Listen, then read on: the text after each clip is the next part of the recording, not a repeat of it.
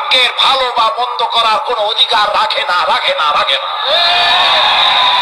কোন পীর ফু দিয়ে আমার ভাগ্যকে ভালো বানাই দিতে পারবে না এবং আমার একটা চুলও পাকাও করতে পারবে না। যা চাবার আল্লাহর কাছে চাইতে হবে। ওয়াইজা সালতা ফাসআলিল্লাহ ওয়াইজা ইসতাআনতা ফাসতাইন বিল্লাহ। যা কিছু চাওয়ার আল্লাহর কাছে চাও, যা কিছু বলার আল্লাহকে বলো। সব কিছু করার মালিক তিনি। সুবহানাল্লাহ বলেন। এই জন্য মাজারের সাথে মুসলমানদের সম্পর্ক হবে না, মুসলমানদের সম্পর্ক হবে মসজিদের সাথে। কিসের সাথে বলেন জোরে? আপনি কোন অসুবিধায় পড়েছেন, মাজলুম হয়েছেন, অত্যাচারিত হয়েছেন, চাকরির সমস্যা হয়েছে, ঘরে খাবার নাই, অসুখ বিসুখ হয়েছে, নানান ধরনের সমস্যায় পড়েছেন, কোন মাজার নয়, কোন পীর নয়, মসজিদের ভিতরে চলে যান, ওযু করে মসজিদে ঢুকে 2 রাকাত কাজায়ে হাজাতের নামাজ পড়েন। রাসূলুল্লাহর উপরে যখনই বিপদ হতো তিনি নামাজে দাঁড়ায় যেতেন। সুবহানাল্লাহ বলো। আপনি কেন যাবেন একটা কবরের কাছে? আপনার সাহায্য কামনার জন্য কোনো পীর নয়, আপনার সাহায্যের জন্য কোনো কবর নয়, সাহায্য পাওয়ার জন্য কে?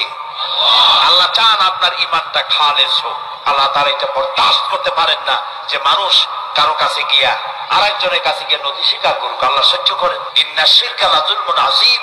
শিরক হচ্ছে মস্ত বড় জুলম, অত্যাচার। আল্লাহ সব থেকে অপছন্দ করেন কোন গুনাহ বলেন?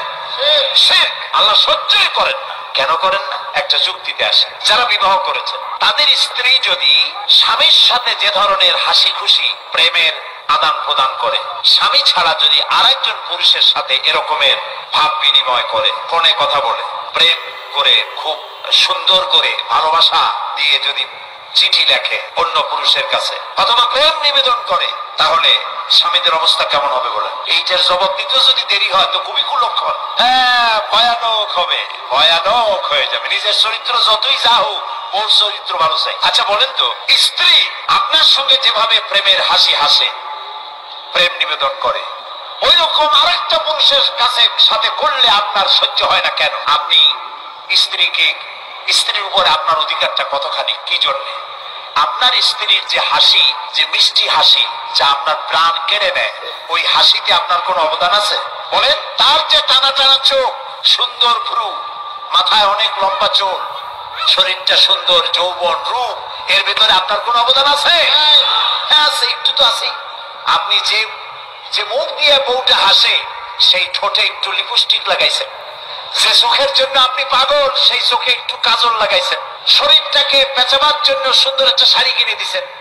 একটা শাড়ি দিয়ে, একটু লিপস্টিক কিনে দিয়ে, চুলের একটা ক্লিপ কিনে দিয়ে, একটা ভালো শাড়ি কিনে দিয়া স্ত্রীর উপরে যদি এত অধিকার আছে যে কোনদিন মৃত্যু পর্যন্ত কোন প্রেমের হাসি, ভালোবাসার আদান প্রদান